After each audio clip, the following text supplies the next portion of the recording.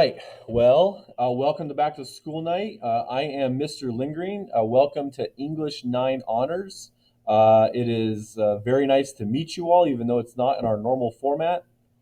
But I am excited for the school year, even though we have some unique challenges and obstacles ahead of ourselves. Down here, you can see is my email address. I'll also put this up at the end of the slideshow. So if you need to go ahead and write that down, I'll put it up later.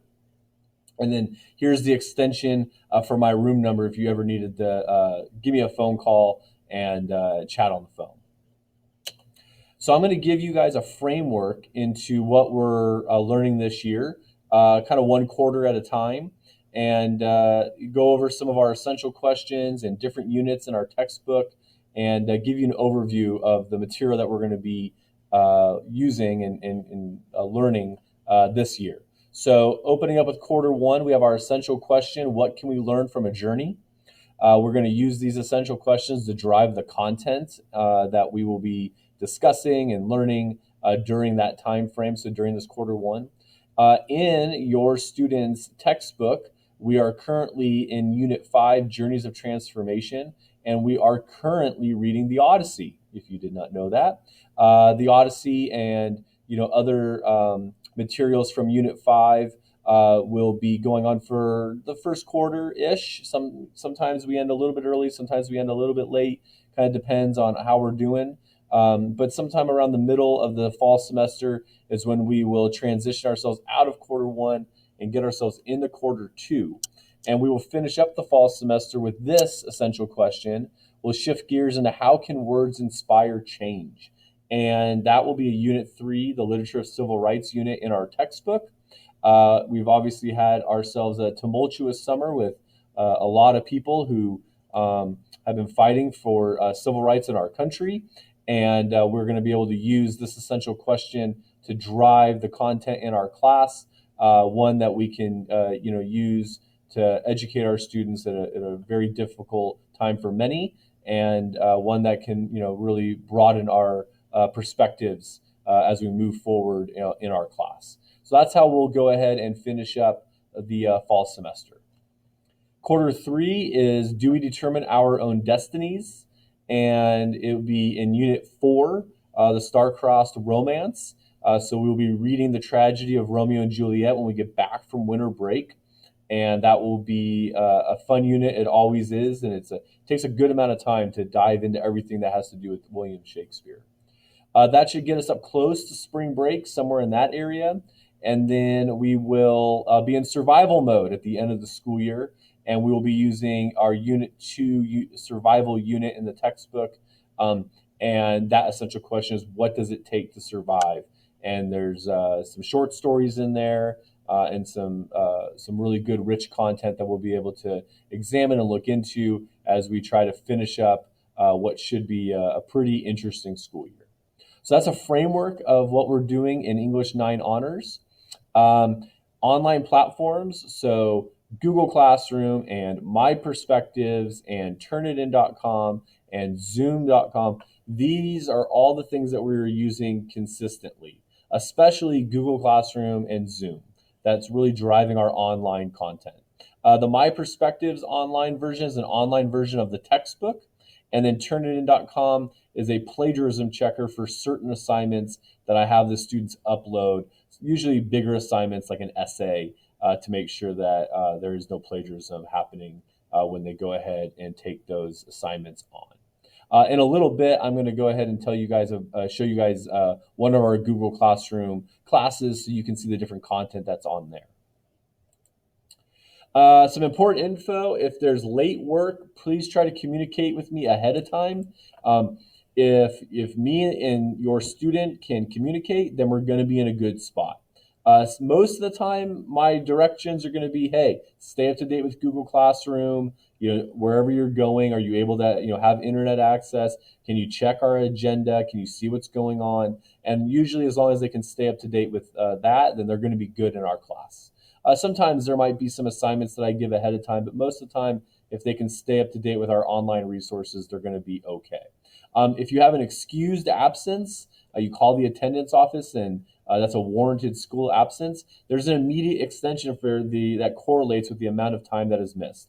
Hey, so you miss a day of class, you have an extra day to finish up that work, and then make sure it's taken care of, when you are able to get back up and running at school. And like I said earlier, that email communication is the best. And all of this material has been outlined in the course syllabus that all of you were able to do the online signature page and fill out that form and turn that in, I think about a week ago or so. So if you haven't done that, check with your student to make sure that you've looked over the course syllabus with them. And so that's our whole class as a framework. Again, here's my email address if you needed to go ahead and write that down as the best way to reach me. And I'm going to go ahead and show you a little bit about Google Classroom before I wrap this up. So this is period 2. This is an active classroom that I'm currently using. So you can see that all of my other English 9 honors classes look very similar to this. On the stream here, I'm trying to make sure it's very simple. I always want to have maybe 1 or 2 announcements up here. This is an opening announcement. You can see I did it August 7th. Just about, hey, this is the link to our Zoom classroom.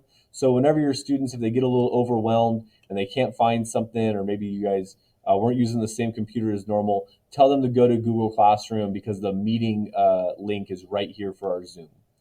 Classwork, I have everything sectioned off by topics. So right here is our daily agenda. So each day I post our agenda for the items that we are covering that day. So you can see all the different work that we've been able to post, and I keep that in this tab right here. So students, if they are absent, this is where they should go first. If they're sick or if they're out of town, the first thing they should do is when we're supposed to have class, check the daily agenda to see the items that we're going over that day. Sentence of the week right here. This is our daily warm-up. We're looking for very specific grammatical skills. We start as simple as can be. We want to make sure that students are very conscious of writing strong sentences, especially using good sentence structure. We live in a world where we post comments on social media and we text each other, and all of that is very conversational, and we want to work on slowing things down a little bit and making sure that our grammar skills are good and strong. And then as the year goes on, the skills become harder and harder and harder. So these are just the first couple of them right there. Right now, we're only posting classwork here. So Q1 classwork. So any classwork that we're going to be doing, assignments, homework, in classwork, back and forth there, I will post here. So if you're ever looking for your son or daughter's work, you can go ahead and open up their Google Classroom page. There's an app that you can have on the phone. You can just go to Google Classroom and search it.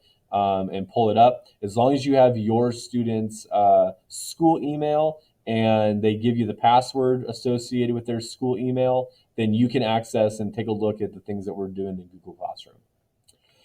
2 more things. We have a personal reading section with a reading log.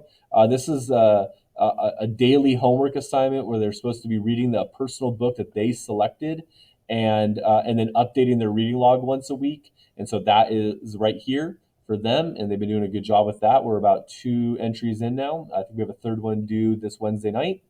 And then finally, here at the bottom, we have our links section. I'm going to go ahead and open up the links section, and the reason why is I want to show you. So if I use an online platform, I am going to put the link here and then the information that is needed to go with that link. So it says Savvis sign in. That equates to the online My Perspectives textbook. So that's just the publishing company that produces the website. So their online textbook is here. So if they ever say to you, hey, I can't do my English work because we're on vacation and I forgot my book, well, there's an online textbook that they have available. Here's the username, here's their password, and then here's an example because it's kind of a tricky password. Turnitin.com, like I told you guys, is that plagiarism checker. The link is right here. Here's their information. They use their school email address. They created their password, and this is the class code to get into this period's specific class. Each class period has their own class code, so this is only good for period 2. And then Socrative is sometimes I use this during class. There's no sign in or password. It's not a very imperative website that we use all the time. It's more about certain times I'll use it, and this is the way that students go ahead and get logged in. And they've now used this twice during class time, and they've done a great job with that. So if a new website pops up and I want to use it in our class, I'll post all the login information and the link to it right here under this links section in classwork. So, other than that, I don't have much more for you other than thank you. I appreciate you guys finding ways to make sure that your students are still learning. We're all going through a lot, and everyone has their own challenges, and everyone has their own unique situation, and we're just trying to do the best we can. I do understand that, things happen and issues pop up, but if we can communicate, especially ahead of time, then we can navigate through just about anything that we have coming up for this school year. I appreciate your time. Thank you very much. Have a great night, and I look forward to teaching your students. Okay, bye bye.